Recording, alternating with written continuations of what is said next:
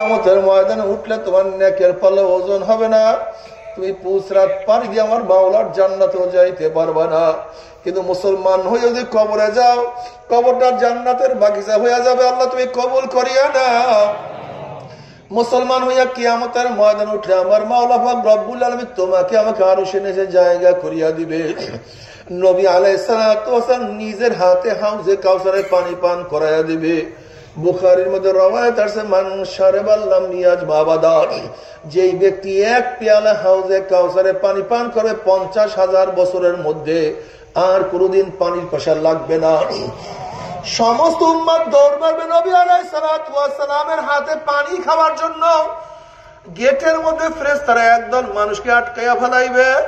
ওই সমস্ত নাফরমানরা বলবে, ইয়া নবী আল্লাহ, ইয়া রাসূলুল্লাহ, আপনি আমাদেরকে আসতে বলছেন, কিন্তু ফেরেশতারা আমাদেরকে আটকাইয়া ফেলাইছে, তারা আমাদেরকে ঢুকতে দেয় না।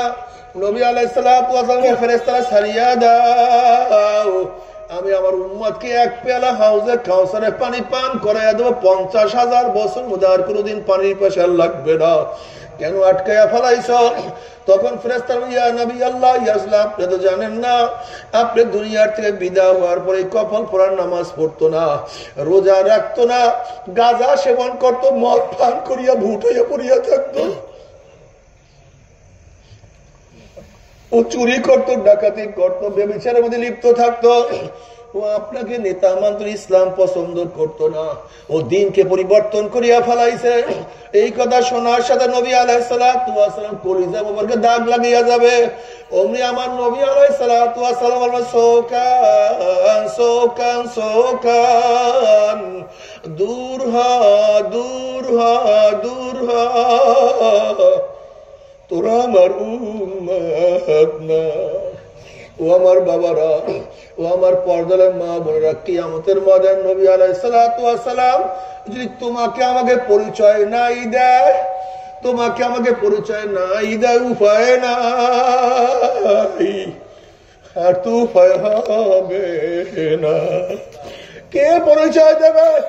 আল্লাহ পাক কালামে পাকের মধ্যে ফরমান, ইয়াউমা ইয়াফিরুল মারউ মিন আখিহি ওয়া উম্মিহি ওয়া আবিহি ওয়া সাহিবাতিহি ওয়া বানিহি, যেই দিন আপন ভাই ভাই পরিচয় দেবে না, মা ছেলের খবর নিবে না, ছেলে মার খবর নিবে না, বাবা ছেলেকে সাহায্য করবে না, ছেলে বাবাকে সাহায্য করবে না।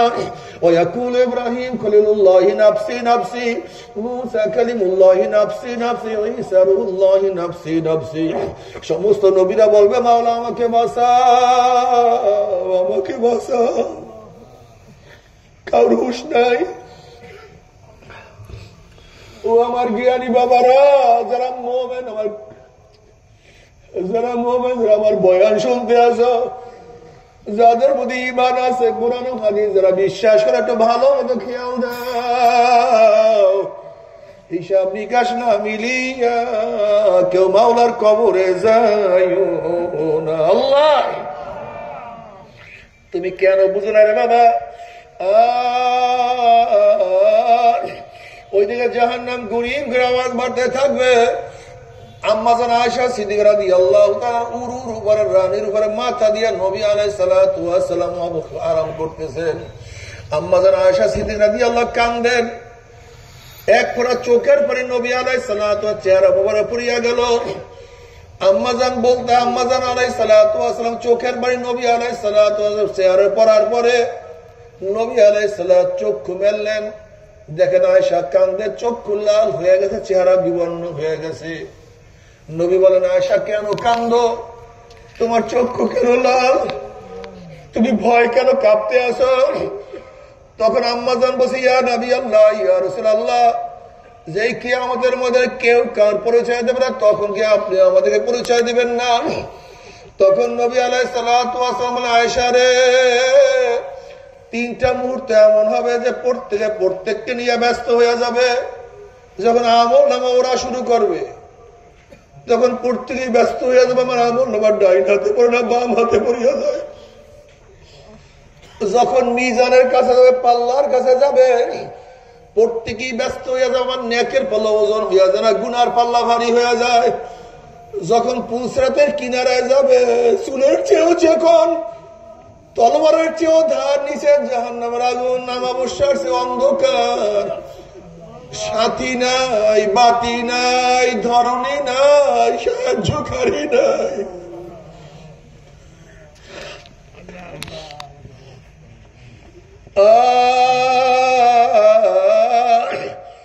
ও যুবক বাবারা, ও আমার মুরব্বী বাবারা, আমার পর্দালো মা বোনেরা, খবরদার, হিসাব নিকাশ না মিলাইয়া কেউ মাওলার কবরে যায় না।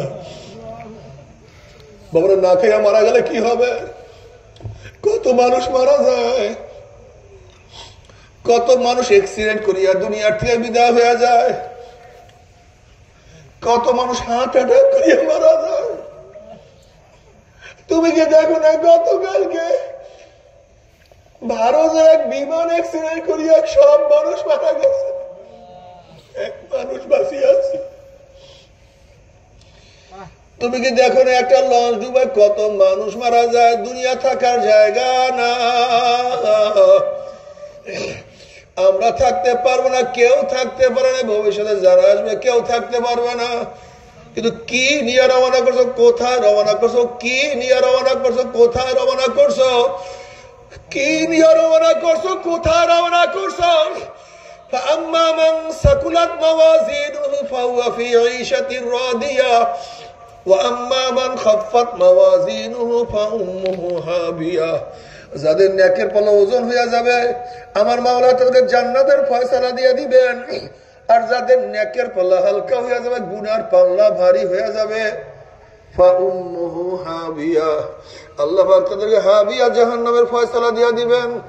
এখন আল্লাহ পাক নিজেই প্রশ্ন, মা আদরাকা মা হিয়া, তোমরা কি জানো হাবিয়া কোন জাহান্নামের নাম? হাবিয়া জাহান্নামের ধরনটা কি তোমরা কি জানো নাকি?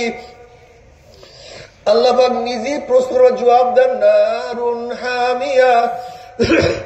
হাবিয়া এমন একটা জাহান্নাম, যেরকম বঙ্গোপসাগরের মাঝখানে কেউ ডুব দিলে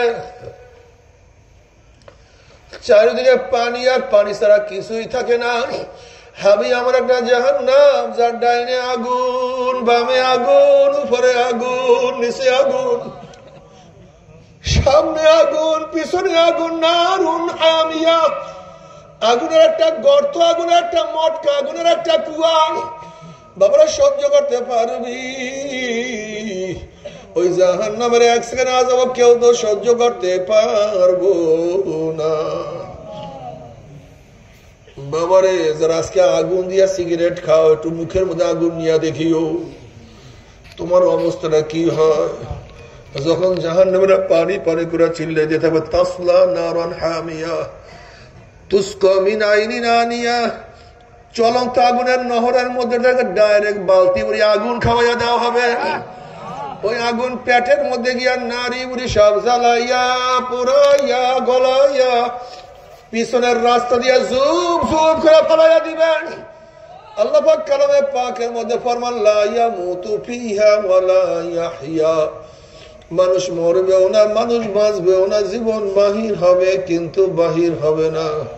বাবারা, সহ্য করতে পারবি? বাবারা, সহ্য করতে পারবি? ওই আযাব তো কেউ সহ্য করতে পারবো না।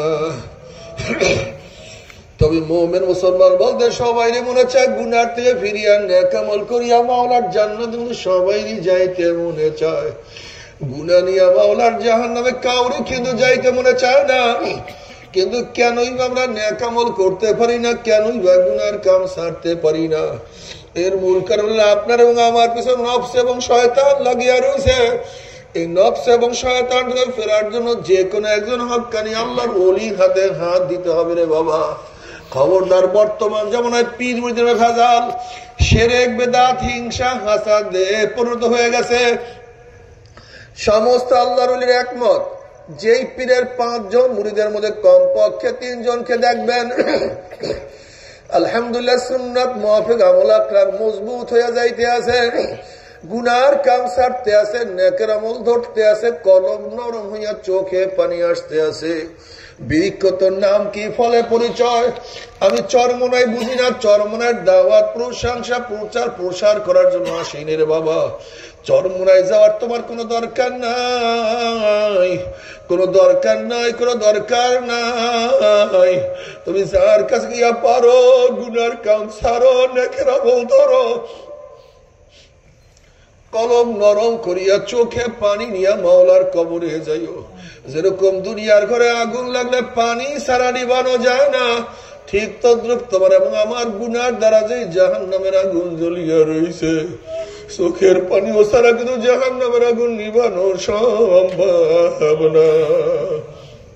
কাজে আমার জন্য দোয়া চাই, আমিও দোয়া করি। প্রত্যেকের জন্য মন খুলিয়া দোয়া করো, যেন কিয়ামতের ময়দানে গলাগলি বাঁধিয়া মাওলা একসাথে জান্নাতে যাওয়ার তৌফিক দিয়া দেয়। আল্লাহুম্মা আমিন। আল্লাহুম্মা